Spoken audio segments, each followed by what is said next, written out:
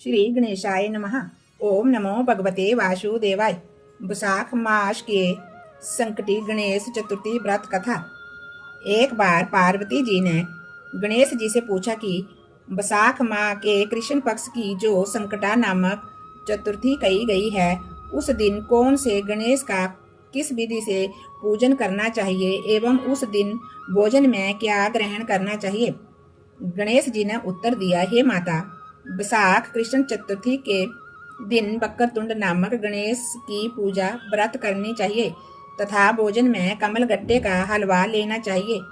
हे जननी, द्वापर युग में राजा युधिष्ठिर ने इस प्रश्न को पूछा था और उसके उत्तर में भगवान श्री कृष्ण ने जो कहा, मैं उसी का इतिहास वर्णन करता हूँ।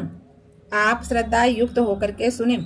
भगवान श्री कृष्ण बोले, हे राजन, इस कल्याणदात्री चतुर्थी का जिसने व्रत किया और उसे जो फल प्राप्त हुआ, मैं उसे ही तुम्हें से कह रहा हूँ।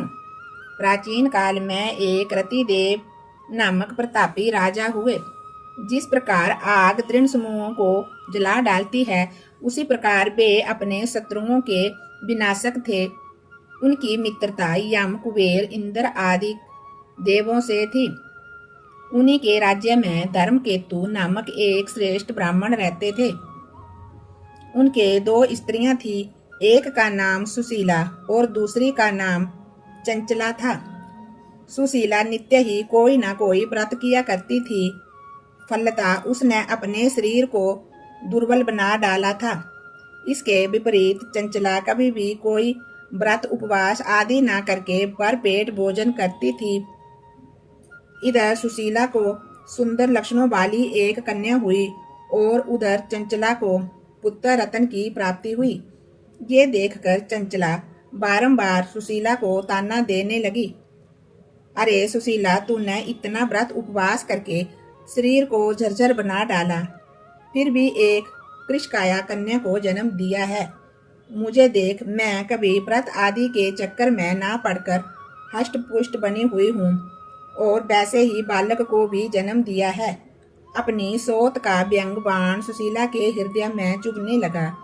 वह पतिव्रता विधिवत गणेश जी की उपासना करने लगी। जब सुशीला ने भक्ति भाव से संकट नाशक गणेश चतुर्थी का व्रत किया तो रात्रि में वरदायक गणेश जी ने उसे दर्शन दिए।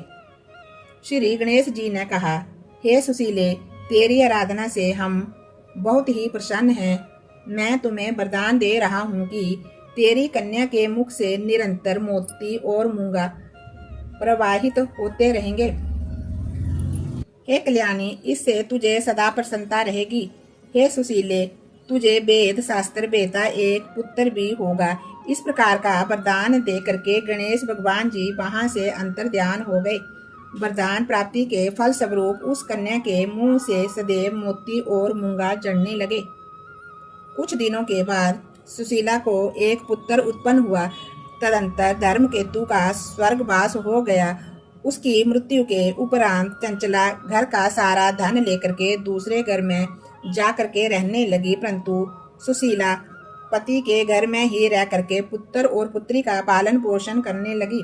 अपनी कन्या के मुंह से मोती मूंगा गिरने के फल स्वरूप सुशीला के पास अल्प समय में ही बहुत सा धन एकत्रित हो गया। इस कारण चंचला उससे ईर्ष्या करने लगी। एक दिन हत्या के उद्देश्य से चंचला ने सुशीला की कन्या को कुएं में ढकेल दिया। उस कुएं में गणेश जी ने उसकी रक्षा की और वह बालिका सकुशल अपनी माता के पास लौट आई। उस बालिका को जीवित देखकर चंचला का मन उद्विग्न हो गया। वह सोचने लगी कि जिसकी रक्षा ईश्वर करता है, उसे कौन मार सकता है। उधर सुशीला अपनी पुत्री को पुनः प्राप्त करके प्रसन्न हो गई। पुत्री को छाती से लगा करके उसने कहा, श्री गणेश जी ने तुझे पुनः जीवित कर दिया है। अनाथों के नाथ गणेश जी ही हैं। चंचला ने आकर के उसके पैरों में नतमस्तक हुई। उसे देखकर सुशीला के आश्चर्य का ठिकाना ना रहा। चंचला ने हाथ जोड़ करके कहा कि हे बहन सुशीला, मैं बहुत ही पापिन हूँ, दुष्टा हूँ। आप मेरे अपराधों को क्षमा कीजिए। आप दयावती हैं। आपने दोनों कुलों का उद्धार कर दिया। जिसका रक्षक देवता होता है उसका मानव क्या बिगाड़ सकता है। जो लोग संतों एवं सत्पुरुषों का दोष देखते हैं वे अपनी करनी से स्वयं नाश को प्राप्त होते हैं। इसके बाद चंचला ने भी उस कष्ट निवारक पुण्यदायक संकट नाशक गणेश जी के व्रत को किया। श्री गणेश जी के अनुग्रह से उन दोनों में प्रेम भाव स्थापित हो गया। जिस पर गणेश जी की कृपा होती है उसके शत्रु भी मित्र बन जाते हैं। सुशीला के द्वारा संकट नाशक गणेश चतुर्थी व्रत किए जाने के कारण ही उसकी सोच चंचला का हृदय भी परिवर्तन हो गया। गणेश जी कहते हैं कि हे देवी, पूर्व काल का पूरा वृतांत आपको सुना दिया। इस लोक में इससे श्रेष्ठ विघ्न विनाशक कोई दूसरा व्रत नहीं है।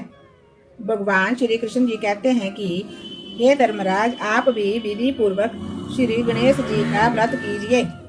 इसके करने से आपके शत्रुओं का नाश होगा तथा अष्ट सिद्धियां और नवनिधियां आपके सामने करबद्ध होकर के खड़ी रहेंगी। हे धर्मपरायण युधिष्ठिर, आप अपने भाइयों, धर्मपत्नी और माता के सहित इस व्रत को कीजिए।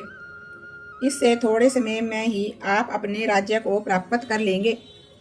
श्री गणेशाय नमः। श्री गणेशाय नमः। संकट मोचन गणपति गणेश महाराज की जय।